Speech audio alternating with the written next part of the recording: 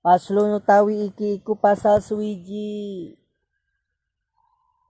Fit taubati yaiku ing dalam nerangaken taubat. Pasal di sini sedang akan menjelaskan tentang taubat. Bagaimana taubat yang diterima dan taubat yang estu begitu ya. Estu itu maksudnya benar-benar ya. Qala ngdawu sapa Kanjeng Nabi alaihi salatu wassalam. Ya Aliyu ya Ali, la taubata littaib. La taubata orang nana ya. Tidaklah dinamakan taubat littaib untuk orang yang bertaubat. Littaib untuk orang yang bertaubat hatta yagsila batnahu minal haram. Hatta yagsila ya. Sehingga yagsilu karena dia dimasuki hatta makanya dia menjadi nasob ya, menjadi nasob. Hatta yagsila sehingga dia cuci batnahu perutnya minal haram daripada barang haram biti bikasbihi kelawan bagus kasabetai. Maksudnya pripun? Maksudnya tidaklah orang itu ketika dia mau bertobat lalu dinamakan taubat selagi kalau perutnya dia itu belum dibersihkan dari barang haram. Dengan cara apa? Dengan cara dia merubah statement ataupun merubah dia punya usaha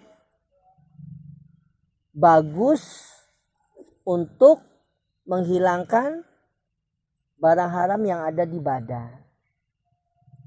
Gitu. Sekarang malah kita usaha ya sampai nih usaha.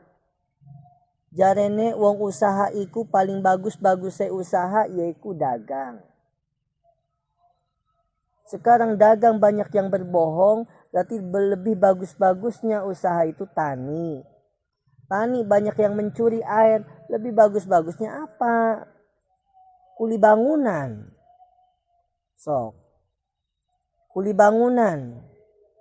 Dia korupsinya di mana? Mungkin korupsinya di waktu. Atau korupsi secara dohir, dia tuh kalau habis kerja ngambilin semen. Mungkin. Allah alam. Tapi maksudnya yang paling bagus tuh jadi yang mana Ustaz? Ya paling bagus-bagusnya usaha yang di situ tidak ada unsur-unsur korupsi. Korupsi itu maksudnya korupsi waktu lah, korupsi apalagi uang lah, korupsi apa. Artinya ketika dagang timbangannya korupsi kan gitu. Lagi hitung apa itu bertani. Nyalurin airnya nggak punya orang kan sekarang tuh air tuh suka gitu kan, giliran air mau ke sawah itu dipendet sebelah sana supaya masuk ke sini atau dipendet separuh supaya ada yang masuk ke sini separuh gitu. Makanya di dalam ilmu pertanian juga ya pasti ada begituannya. Saya dulu di pesantren 10 tahun itu sering ngontrol air itu kalau lagi kemarau, ngontrol air malam-malam sampai jam 2, jam 3 itu di sawahnya Kiai itu. Ya karena itu kita nyedot pakai diesel dari kali naik ke atas kan kalinya di bawah. Diesel ada di bawah supaya selang naik ke atas. Sementara di sana diambilin sama orang. Kita buka lagi, kita pergi ditutup lagi begitu aja. Oh sampai pagi nggak ada airnya ternyata memang ngalirnya ke sawah orang. Nah itu yang model-model kayak gitu tetap aja. Jadi mana yang terbaik? Yang terbaik di mana kita itu dibersihkan dari sesuatu yang GoFood. GoFood itu kan hanya mengantar, ya kan? Mengantar apa? Ya makanan. Kemarin alumni datang. Ustadz gimana kalau saya GoFood? Sementara saya itu sering nganterin bakmi babi, bakmi kodok, terus apa itu namanya stik babi, ya kan? Itu gimana itu? Kan lebih baik kalau memang ada yang lain, kita carilah ambil yang lain. Jangan maksain gitu. Nggak tenang soalnya, mau kayak apa juga nggak tenang. Coba ente nanti mikir-mikir kalau udah punya istri. Kan dia waktu curhat nggak ada istri. Nanti udah punya istri, ya Allah. Sebersih-bersihnya orang ngebungkus, ya. Dia setidaknya waktu habis naro, tutuplah itu apa namanya? Kemasan. Habis kemasan kan dia pegang itu. Ambil plastik, dibuka plastik, masukin. Ayo terus begitu. Ustadz, plastiknya kering, tangan kita kering. Apa ini? Kan kemungkinan ada hujan, jadi basah. Ya udah, tangan kena mughaladhahnya. Ayo terus begitu. Intinya aduh ya Allah. Betul, dulu tuh kisah kakek saya. Kenapa saya memanggul babi yang sudah mati, yang saya sudah panah, sama rusak sebelah kiri dipanggul sama saya. Udah mati kok lagi di jalan. Kok mereka tendang-tendangan berantem? Kata menantunya, oh itu bapak nanti di akhir zaman akan terjadi di mana manusia sudah tidak tahu halal dan haram, sudah campur aduk. Syubhat. Syubhat. Saya lihat itu gunung. Batu-batu turun, pasir pada naik. Oh itu nanti di akhir zaman bapak akan terjadi di mana ulama-ulama salafus soleh udah pada nggak ada, hilang. Pada ninggal, pada ngumpet, ninggalin dunia. Sementara orang bodoh-bodoh yang naik panggung, cudang-cuding telunjuk, padahal dalil cuman hafal 1, 2, 3, hadis 1, 2, 3.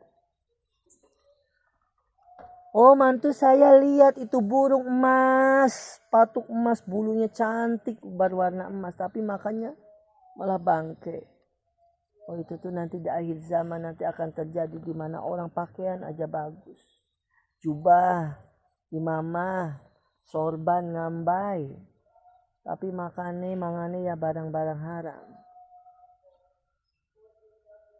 Saya lihat 3 sumur, mantu 3 sumur, yang satu penuh airnya meluap.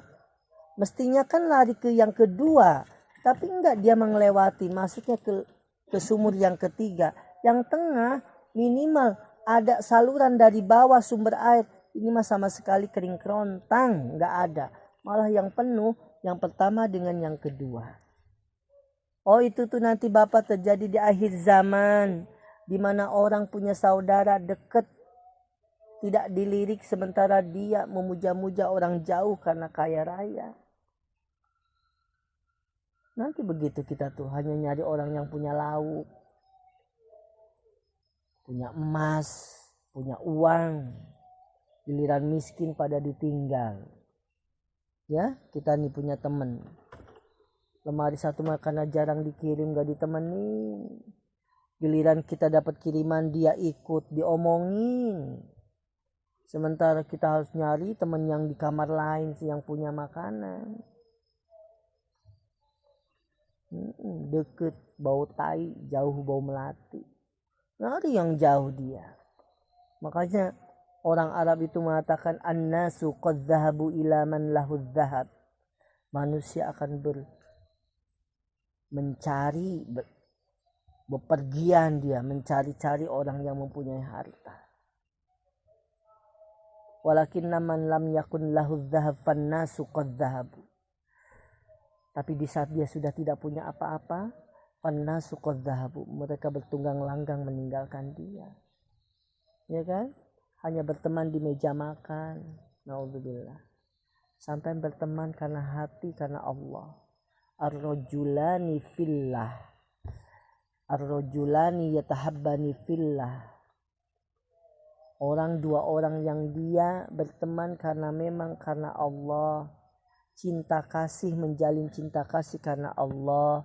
Itu yang nanti akan menjadi syafaat nanti di surga. Sampai ke saya bukan karena saya ini punya lauk ya. Sampai berteman dengan saya itu karena memang saya ini ya pengen berteman gitu karena Allah. Saya berteman dengan si Hendrik. Hendrik punya apa? Coba, ganteng enggak?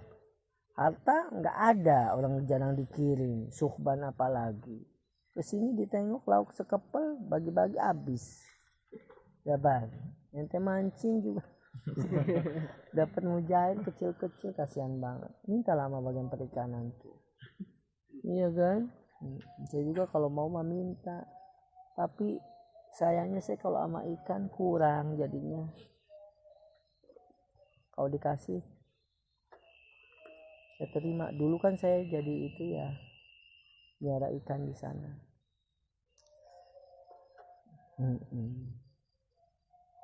Jadi intinya adalah kita tuh berteman bukan karena apa-apalah.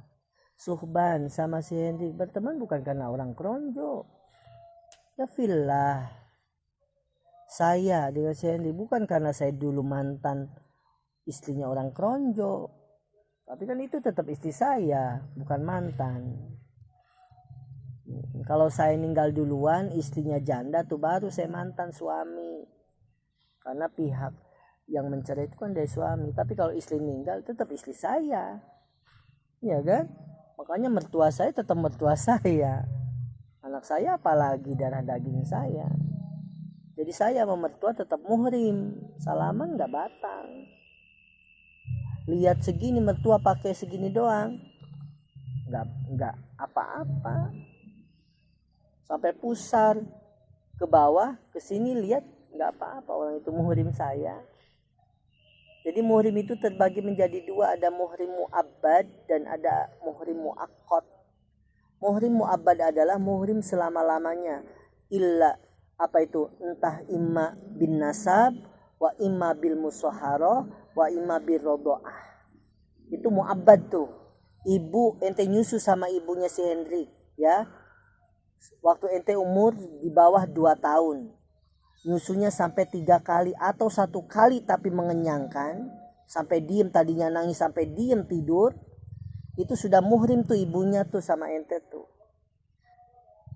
Sama Hendriknya nggak boleh nikah karena dia anaknya. Adiknya si Hendrik nggak boleh juga dinikah kalau ada yang cewek sama ente. Terus saja, kullu ma yuhramu bin nasab yuhramu bir rodoah. Apapun yang dinasab diharamkan, diharamkan pula di dalam rodoah. Terkecuali apa? Terkecuali warisan. Warisan tidak bisa mewaris. Itu bedanya. Tapi kalau bil musaharoh bisa ngewaris. Musaharoh itu apa? Pernikahan. Nah, mu'abbad selama-lamanya tuh binasab tuh.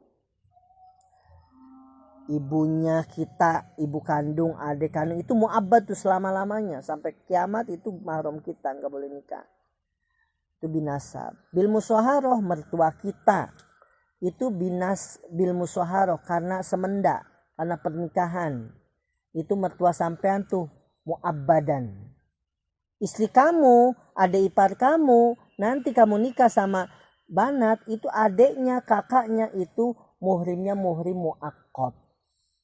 Istri ente tuh muhrimnya muhrim mu'aqqad. Makanya tetap batal wudhu. Kenapa? Karena suatu saat kamu akan bisa nikahin sama adeknya atau empoknya. Istri kamu meninggal, ya. Artinya nanti ada umurnya, begitu sudah nggak ada umurnya, nanti bisa turun ranjang atau naik ranjang. Turun ranjang berarti nikah sama adek ipar, naik ranjang berarti sama kakak ipar. Tapi kakak iparnya single juga, jangan milik orang itu dinikahi. Gitu. Istri ente mu'aqqad dia. Muhrim, muhrim. Tapi ketika itu cerai sama istri ente, ya, kalau ente nggak malu, nikahlah sama adeknya. Mantan istri ente masih ada, ente nikah sama adeknya, dipentung. Ya kan, ada nggak yang begitu ya modelnya? Ada juga kan kakaknya istrinya meninggal nikah sama adeknya, nah itu yang sering terjadi. Tapi kalau istrinya masih ada cerai terus nikah sama kakaknya atau adeknya, ya keterlaluan banget, nggak punya hati. Gitu. Itu mu'aqqad. Siapa lagi yang mu'aqqad tuh? Jadi susunan muhrim itu kalau antum tahu secara vertikal itu dari atas ke bawah kan. Vertikal dari atas ke bawah. itu nenek sampai cucu urutannya. Itu murim semua. Nenek sampai cucu ya.